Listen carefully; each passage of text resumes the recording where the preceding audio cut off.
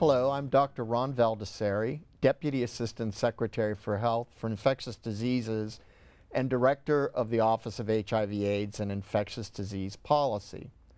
Today, I am delighted to be talking with my friend and colleague, Mr. Paul Kawata, who serves as the Executive Director of the National Minority AIDS Council, and every year since 1988, NMAC has convened the annual U.S. Conference on AIDS.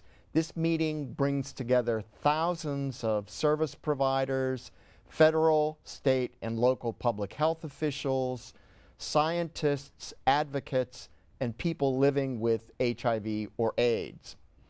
Now, this year, Paul, we understand that the conference has two primary themes: the impact of the Affordable Care Act on the lives of people living with HIV, as well as the importance of improving the treatment cascade. Can you tell our viewers why the focus on the Affordable Care Act? Sure. First, Ron, thank you so much for inviting me. You know, the Affordable Care Act offers a unique opportunity for us to transform healthcare in America. It's probably the largest change since Medicare and Medicaid. For people living with HIV, this is critically important. There are going to be about 140,000 HIV-positive Americans who could benefit from this program. And so that's why it's the focus of this year's United States Conference on AIDS. So a huge issue. Yeah.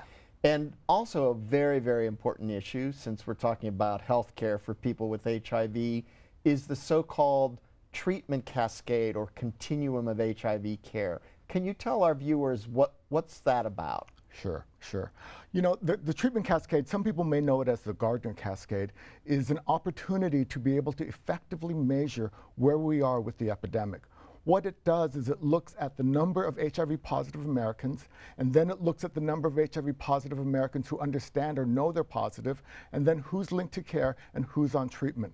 And our opportunity and our job and our responsibility is to move those folks who don't know their HIV status across the continuum so that they know their HIV status and are on treatment and are undetectable in their viral load.